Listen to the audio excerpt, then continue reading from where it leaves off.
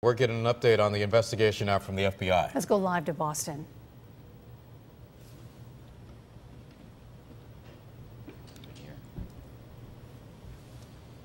Okay. Good afternoon, everyone. Thank you for coming. We're going to brief this afternoon on the investigation and what I would loosely describe or term the recovery.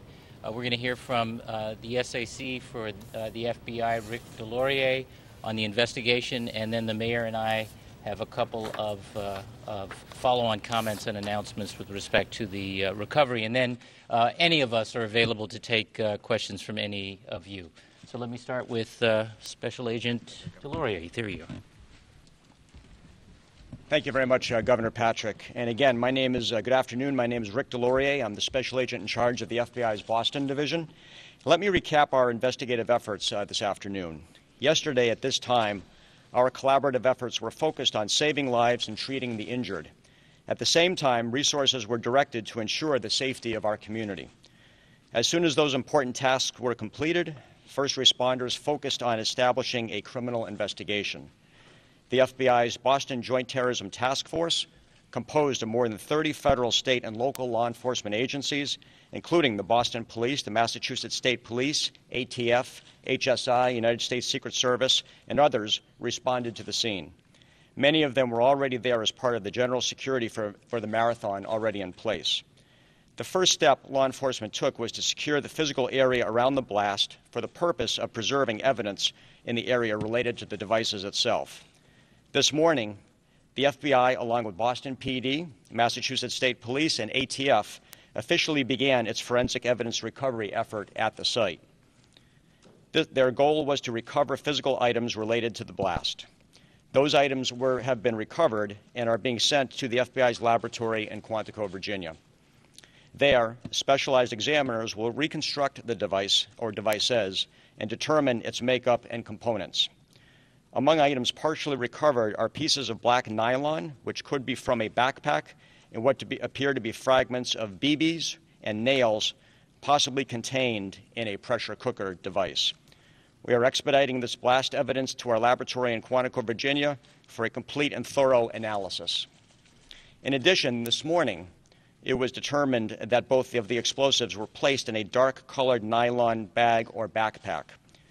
The bag would have been heavy because of the components believed to be in it. At this point, it is difficult to determine specific components used until we can eliminate other factors which may have already been present in the environment. In fact, we won't know with some certainty until the laboratory completes its final review.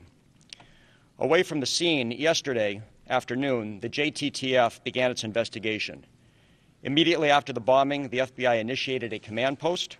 Those assigned to the JTTF, intelligence analysts, and other personnel from every state, local, and federal government agency associated with the JTTF, and many others on their own, including Boston PD and Mass State Police. More than 1,000 law enforcement officers across many agencies have been assigned to this investigation via the command post.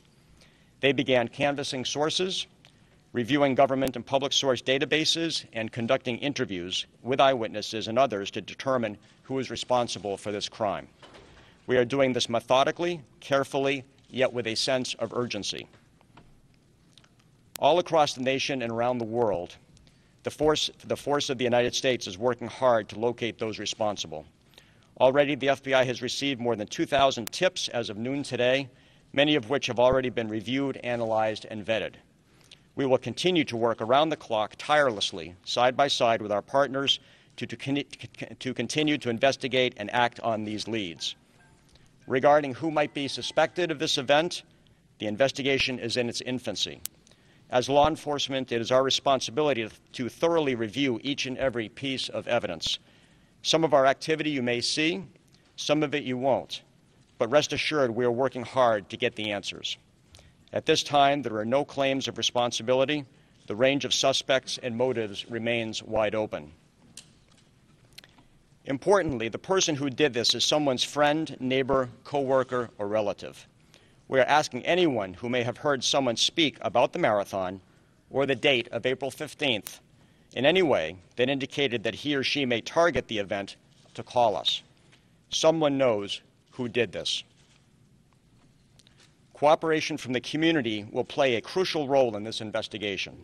We ask that businesses review and preserve video surveillance, video, and other business records in their original form.